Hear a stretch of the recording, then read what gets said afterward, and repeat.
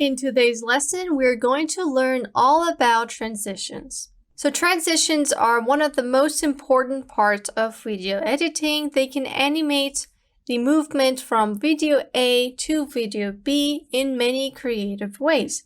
A transition can not only make your videos look more fun, but at certain times can make your videos look more cinematic and more professional. We're going to take a look at this window, the transitions window, and as you can see, we have a lot of transitions to use for our videos. Each of them are creative in their own ways. Some of them have animations, the others have like a simple movement. Depending on what you're going for, you can choose any of these and see whether you want to use them or not. So before that, I'm just going to get some videos from the Stock Media tab. Have 2 clips so we can add a transition, because a transition only goes between 2 videos. So in between would be somewhere around here. And you can also put transitions at the start and at the end of your videos. So basically where there is a cut, you can add a transition. So for this particular example, we have 3 spaces where we can apply a transition on. This is the first part, second part, and the third part. If I were to add more videos, I can make a 4th part and just keep going until I'm happy with it. Let's delete that and head over to our transitions tab. So just like the titles tab, we have a default and a film stock option. Let's first take a look at the default. These are all free to use transitions and they're all categorized. We got basic, 3D, speed blurs, and so much more. We also got graphic transitions like these. You can see which one looks best on your video. So let's first go ahead and try some of these. I will go to 3D and let's add fish roll 3 in between my video. Let's render the video so we can see it in full time until the bar up here is green. Now let's play this back. And you can see how we had a 3D transition going from video A to video B. If you want to remove a transition, just select it and then hit the trash icon, and now it's gone. Let's try another transition like orb, or maybe orb twist. Put it on here. Let's render that video or actually this little part, play this back. And that is the orb twist transition. Let's delete this and take a look at some basic transitions. We got things that are pretty popular like a fade that is usually used for the start or the end of your clips. A fade is where it just goes to a black screen gradually. And we have different options like color distant. Let's see how this works. You can see that's how it is. And then we also have graphics that I can use for my transition. Just like that. So you have a lot of options to choose from. And you can just grab this transition box and put it at the start of a video. So this will no longer be in between, but it will be for the beginning of this video. You can also put it at the end of your clip. Play that back. And it goes to a black screen. Because we have nothing else placed next to this video, go for the beginning. It goes from a black screen into our video. Or you could put it at the end of this clip alone. So you can choose whichever you want. And like we said, a transition is only for the edges and not the center of your video. Let's extend this one. And if I click and drag this, you can see I'm getting this thing on my cursor that's telling me that I cannot place it here. I need to go to the end or at the start. I cannot put it in the middle. So those were the transitions in the default panel. We have a favorites bar, which means that I can just favorite one of these and come back for it in a later time so I don't have to look for this. We also have a search bar. So let me go and include it. And look for cross. I think it was whisk. Yep. So there's the one that I favorited and I found it right away by searching. If you want to preview your transitions, just go to that transition, double click to see a preview over here. And this is how it works. And let's take a look at something else. Double click. And that is the preview of the transition. So you could take a look at it and see whether you like it before dragging it onto your timeline. Now let's go ahead and check Filmstock, where we have paid and free options. So we have a favorites bar like we talked about. We also have a downloads tab, which are the things that you've downloaded. Again, we have these diamonds, which means that I need to pay for these that have the diamonds in order to use them. But I could just download it and test it out before actually purchasing this transition. You can see it's a pretty cool transition. Maybe I used it and I was happy with it. I can then go ahead and hit export to purchase this transition. If you'd like, you can remove and export it, remove this transition if you don't want to buy it, or hit re-edit to go back to your timeline and maybe get rid of it yourself. Over here, we have a lot more options than the basic panel, and in the film stock option, we have a lot more graphic items. So we have like anime transitions. We got some nice patterns over here. Got some pixelated ones here. Glitter ones, bubbles, leaves even. Let's try one of these. Play this back. These are in the hot recommended tab because they're really popular nowadays. Let's play this back. There we go. That's a pretty cool transition. Let's select it and then hit backspace or the icon over here. We got some other things, some professional ones that are used in cinematic videos, like we got light leaks. And basically these are different light sources blurred out onto your screen. Let's render that and take a look at how it works.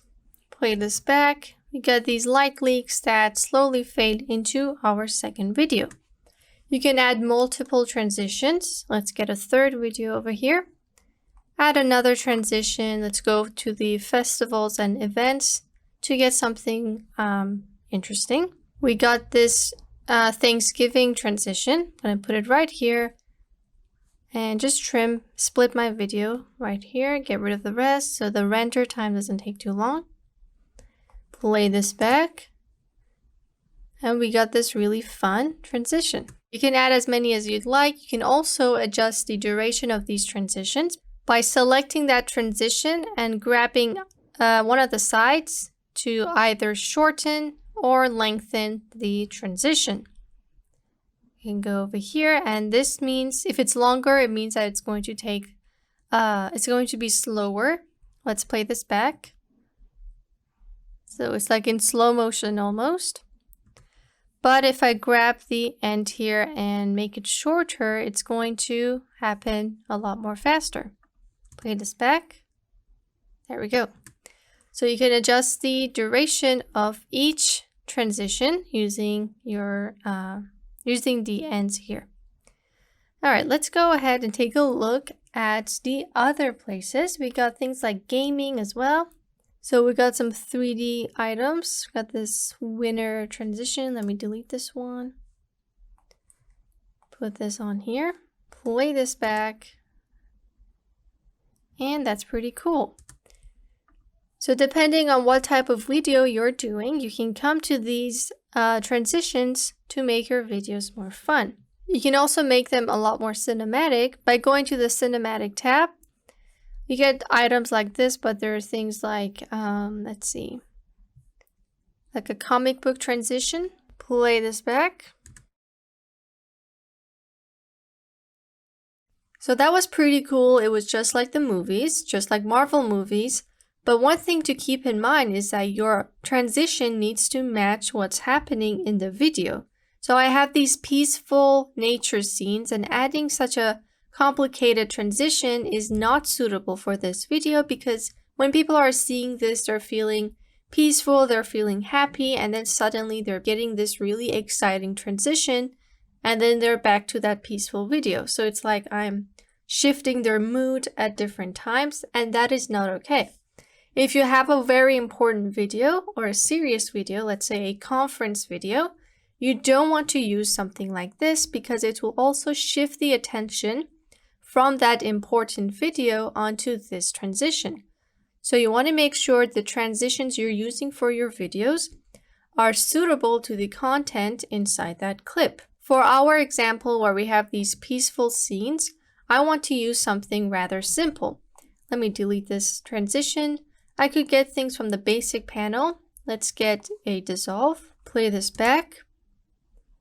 And this, as you can see, was very light, it was very gradual, and it matches the content in my video because we got these really slow and peaceful videos, and my transition is equally as slow and peaceful. You can also use things like go to film stock, get light leaks. This is also suitable. So you can just use anything that is suitable. On the other hand, if I had an epic boxing video, I could go ahead and use the comic transition. And I just replaced that old transition with this comic one because when people are seeing that epic fight scene, they are excited, and this transition will also keep the excitement and just keep them pumped for the rest of the video. Now, transitions are not just for videos. You can use them for other things like images, GIFs, stickers, and titles. Let's go ahead and try those. I got picture A and picture B.